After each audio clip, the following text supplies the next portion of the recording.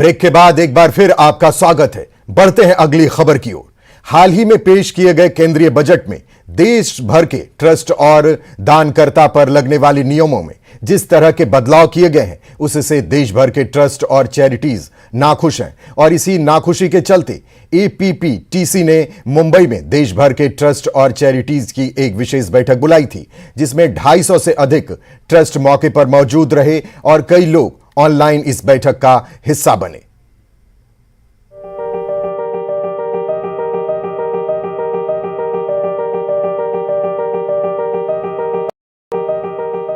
मुंबई में आयोजित एपीपीटीसी की विशेष बैठक में विशेषज्ञों का मानना है कि केंद्रीय बजट 2023 के सुधारों का ट्रस्ट और चैरिटी पर बहुत बुरा असर पड़ेगा।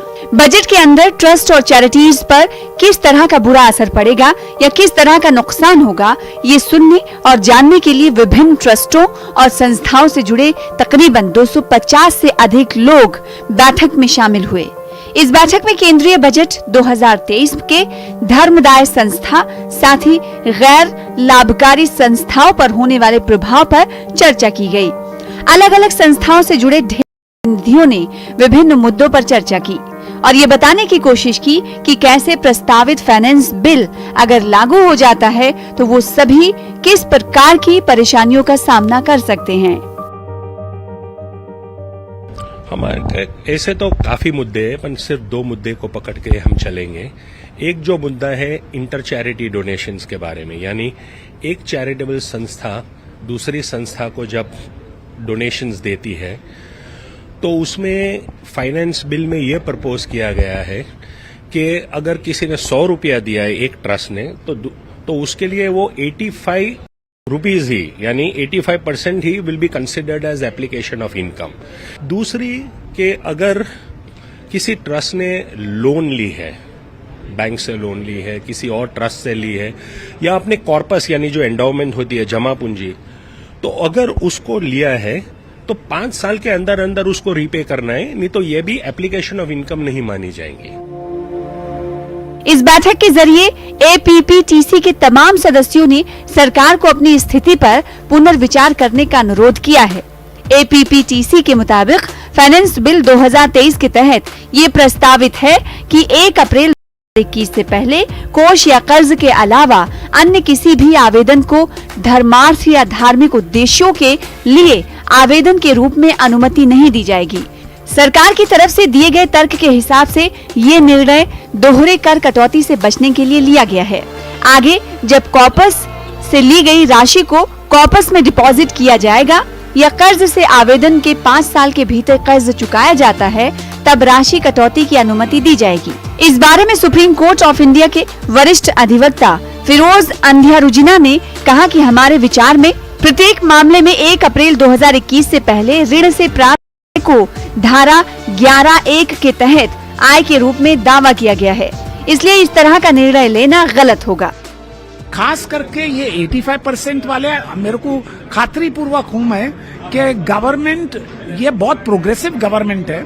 फिनेंस मिनिस्टर विचार करके ये चीज ट्रस्ट की फायदा के लिए करेंगे और रीपेमेंट कॉर्पस के लिए भी 5 साल का जो पीरियड रखा है रीपेमेंट ऑफ लोन और कॉर्पस के बोरोइंग्स के, उसमें भी कुछ चेंजेस करना ही चाहिए, बहुत जरूरत है, क्योंकि ये चैरिटी है, ये चैरिटेबल ट्रस्ट जो है वो गवर्नमेंट को सप्लीमेंट करता है। इसके साथ ही एपीपीटीसी की बैठक में इस बात पर भी आपत्ति जताई गई कि यदि एक ट्रस्ट किसी दूसरे ट्रस्ट को दान करता है तो सरकार का प्रस्ताव है कि इस तरह के दान का केवल 85% दान की संबंधित ट्रस्ट की इनकम के आवेदन के रूप में माना जाएगा। उदाहरण के तौर पर यदि ट्रस्ट ए ट्रस्ट बी को 1 लाख रुपए का भुगतान करता है तो ट्रस्ट ए की खाता बही में 1 लाख रुपए के भुगतान को रिकॉर्ड किया जाएगा, लेकिन वास्तव में केवल 85,000 रुपए ही धर्मार्थ आवेदन के रूप में योग्य होंगे। इसलिए संस्थाओं का दावा है कि ये विशुद्ध रूप से अनुदान देने वाले संस्थाओं सहित कॉर्पोरेट फाउंडेशन और जमीनी स्तर के संगठनों के साथ काम करने वाले मध्यस्थ संस्थाओं के लिए एक बड़ा झटका होगा।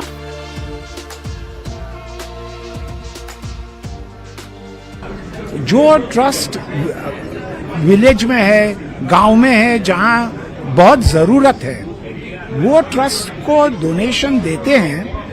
मेमोरेंडम में लिखा है कि उसमें लेयर्स हो, यानी वो ट्रस्ट दूसरे ट्रस्ट को देता है कि एक ट्रस्ट ने दूसरे ज्यादा ट्रस्ट क्रिएट किया है।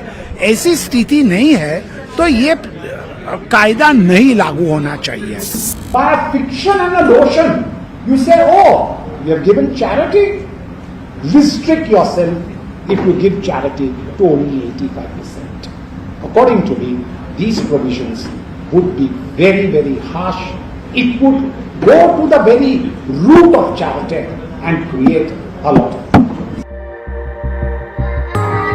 बैठक में इस बात पर कड़ी आपत्ति दर्ज की गई कि ट्रस्ट को दान दिया जाता है तो 15% लागत को अस्वीकार करने का मतलब आवश्यक रूप से छोटे संस्थाओं का बिना कारण धन फंसाना और उनके संसाधनों और नेटवर्क को प्रतिबंधित करना होगा। जल्द ही बैठक में शामिल 250 से ज्यादा ट्रस्ट, साथ ही देश भर से जितने भी ट्रस्ट अन्य हैं, उन सभी को साथ लेकर एपीपीटीसी केंद्रीय वित्त मंत्री निर्मला सीतारमन को इस पूरे मामले को लेकर एक श्वेत पत्र का ज्ञापन सौंपेंगी और देश भर की ट्रस्ट और चैरिटीज के सिर पर खड़ी इस मुसीबत में सुधार करने का अनुरोध करेंगी। हम लोग तैयार करेंगे पेटिशन, व्हाइट पेपर तैयार हो गया है और वो हम दूसरा मेंबर्स मिलके ऑफ फाइनेंस में हम पेश करेंगे और चाहते हैं कि वो हमारी जो अपील है, हमारी जो रिक्वेस्ट है, वो कबूल हो जाएगी और हमको राहत मिलेगी। प्राप्त जानकारी के मुताबिक श्वेत पत्र तैयार कर लिया गया है और इसे केंद्र सरकार को जल्द ही सौंपा जाएगा। अब देश भर के ट्रस्ट और चैरिटीज की नजर केंद्र सरकार पर है कि वो इनके अनुरोध पर क्या निर्णय लेती हैं। मुंबई से सर्वेश तिवारी की रिपोर्ट। कोऑपरेटिव डिपार्टमेंट ने कारगिल में ताजी सब्जियां बांटी। कड़ाके की ठंड के बावजूद कोऑपरेटिव डिपार्टमेंट कारगिल ने जिला मुख्यालय के अलावा अंकु, तैसूरू, सोड और द्रास में ताजी सब्जियां और फल बांटे हैं। लोगों ने यूटी प्रशासन, जिला प्रशासन और सहकारिता विभाग का आभार व्यक्त किया। अब तक 40 मैट्रिक टन ताजी सब्जियां और फल बांटे जा चुके हैं।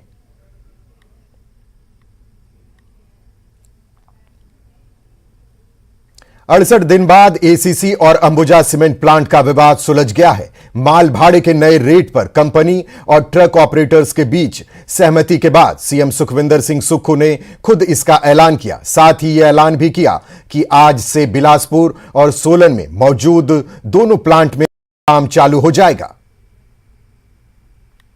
और कंपनी वाले हमारे यहाँ कौन है इन प्रोजेक्ट में?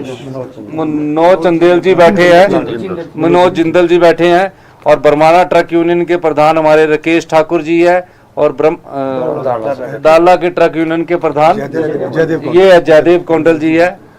इसलिए ये सहमति हमारी सरकार के मध्यस्थता से और हमारे जो ट्रक ऑपरेटर्स भाई है जिन्होंने लंबा संघर्ष किया, इन्होंने एक विवेक का परिचय दिया और कंपनी वालों ने भी एक विवेक का परिचय दिया। सिंगल एक्सल है, उसका रेट 10 रुपए 30 पैसे प्रति मीट्रिक टन पर किलोमीटर तय हुआ है।